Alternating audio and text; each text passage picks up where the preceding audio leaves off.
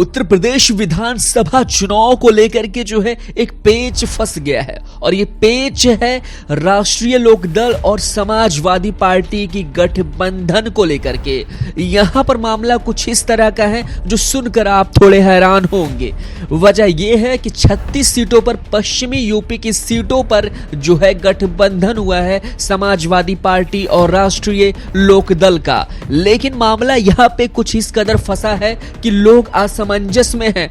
लोग सोच रहे हैं कि किसके पीछे दौड़ा जाए, किसको जिताया जाए या किसको हराने की कोशिश की जाए। मामला कुछ इस तरह का है, आइए आपको बताते हैं।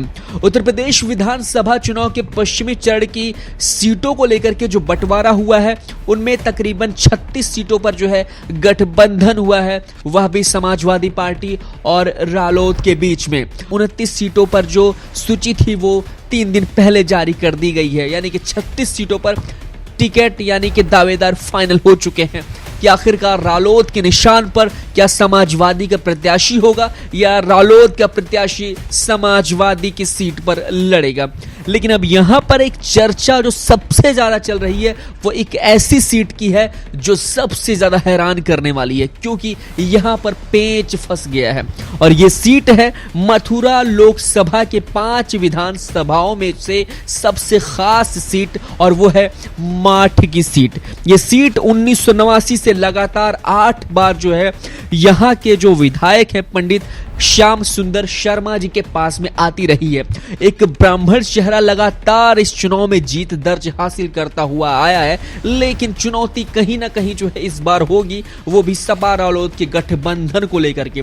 अभी तक जो बातें सामने आई है उसमें यही कहा जा रहा था कि जहां से सपा के प्रत्याशी होंगे वहां से रालोद के प्रत्याशी नहीं होंगे, या फिर जहां रालोद के होंगे वहां पर सपा के नहीं होंगे। लेकिन भैया मामला यहां पे कुछ इस कदर फंस गया है कि बातें जो सामने निकल के आ रही है वो ये है कि समाजवादी पार्टी ने भी प्रत्याशी खड़े कर दिए हैं और राष्ट्रीय लोकदल ने भी अपनी तरफ से प्रत्याशी खड़े कर दिए हैं और मामला यहीं पे फंस गया है। संजय लाथर जो कि सपा की तरफ से खड़े किए गए हैं प्रत्याशी के रूप में, और वहीं योगेश नौबार जो है खड़े किए गए हैं राष्ट्रीय लोकदल की तरफ से। अब जनता यहां परेशान है कि आखिरकार किसके पीछे दौड़ के किसको जिताया जाए या फिर किसको हराने की कोशिश की जाए, क्योंकि परिवार तो एक ही है ना।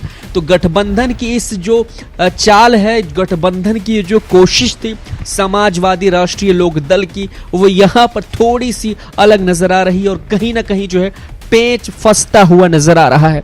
अब सिवाय सवाल ये उठता है कि आखिरकार ये जो फैसला है, ये जो प्रत्याशी घोषित हुए हैं कि रालोद भी अपनी तरफ से प्रत्याशी खड़ा किया हुआ है और वहीं पे समाजवादी पार्टी भी, तो अब क्या दोनों प्रत्याशियों में से किसी एक को बिठाया जाएगा या फिर दोनों आपस में ही लड़ेंगे भिड़ेंगे, क्योंकि यहाँ पे नुकसान तो सिर्फ रालोद और सपा का होने वाला है। लेकिन इस सीट को जो कि लगातार कहा जाता है कि जाट समुदाय की ये सीट है और जाट समुदाय के लोग यहाँ पे ज्यादा रहते हैं, लेकिन लगातार 8 बार ब्राह्मण चेहरा उभरता हुआ नजर आया है।